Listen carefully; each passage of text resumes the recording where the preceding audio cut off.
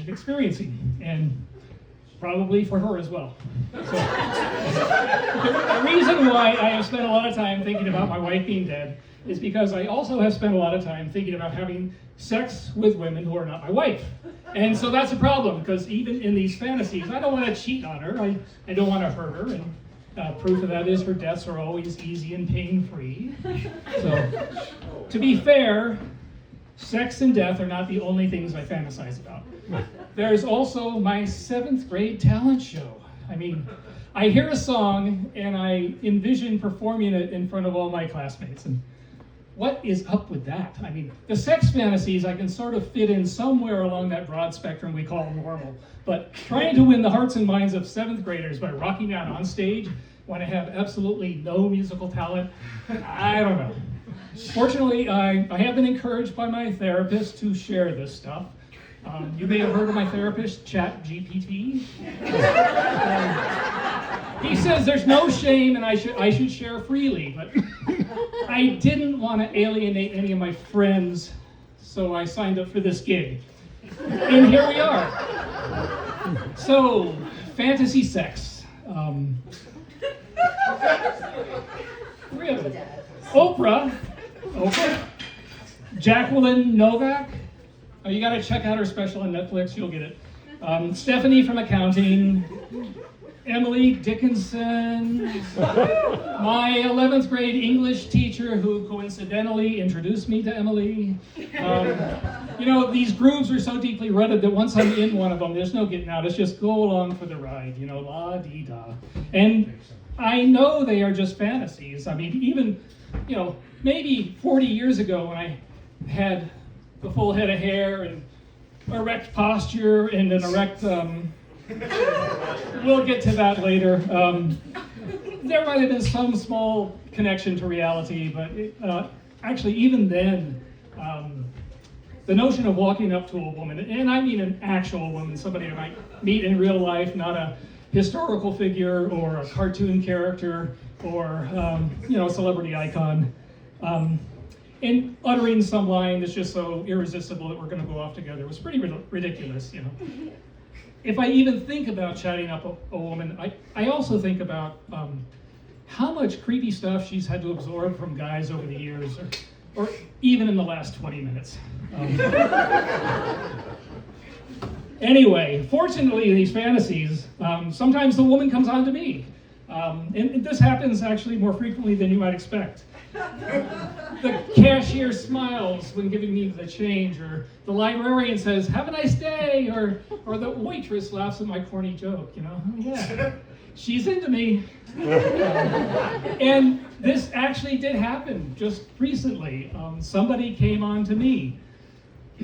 Barry. Not what I was expecting. You know how reality has a way of taking your dreams and twisting them into something that's barely recognizable? Yeah. Barry, sorry guy, you know, not my thing, but he was determined. He came back around for a second pass. It's like, Barry, I'm married. That's okay, so am I. Okay. Anyway, I got home and announced to my wife, "Honey, I still got it." And I expect there are times when my wife imagines me being dead as well, like when I correct her telling of a story in front of friends, or give her advice on how to load the dishwasher, or critique her ordering of coffee. I mean, come on, you do not ask them how many shots of espresso they put into each size cup. You tell them how many shots you want and into which cup you want them put. These are service-oriented people. They're going to give you what you want. Anyway, I really have no call to fantasize because real life is pretty good. Aside from the coffee thing, and the dishwasher, but real sex is pretty good too. You know, sure, frequency changes as you get older, but quality counts for a lot. And it's been interesting watching the changes in me as I get older. It now takes me so long to... Okay, remember, my therapist said I should share, so here we go. It now takes... Okay, and remember that shared fate thing? You know, I agreed to it, and I assume because you are still sitting here, you agreed to it also. So, and now, oh shoot, I forgot an important caveat. if I can get things started, it now takes me so long to finish that I find myself thinking, is this worth all the effort? Because it's work. It's like I need a full recovery day afterwards. A good night's sleep is not enough.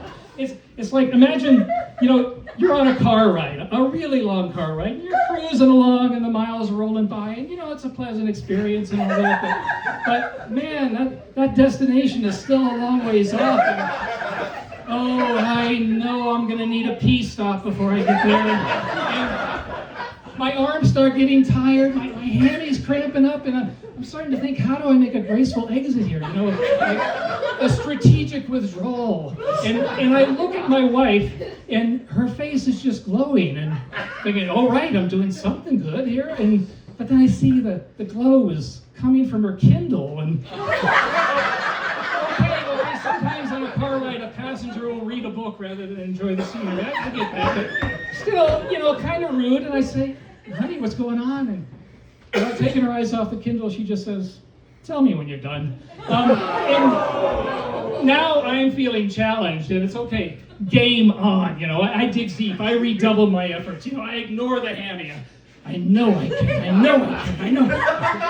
And I bet many of you in the room probably have had an experience, something like this, Good friends invite you to join them on an outing, and, you're kind of hesitant because you're tired, and the weather forecast isn't good, and you got a busy week ahead, and you really should stay home and clean house, but you decide to go, and you get there, and you're having a good time, and the weather's actually pretty good, and you're hanging with friends, you're having great conversation, good food, and you take a moment, just sit back and think to yourself, man, I'm glad I came!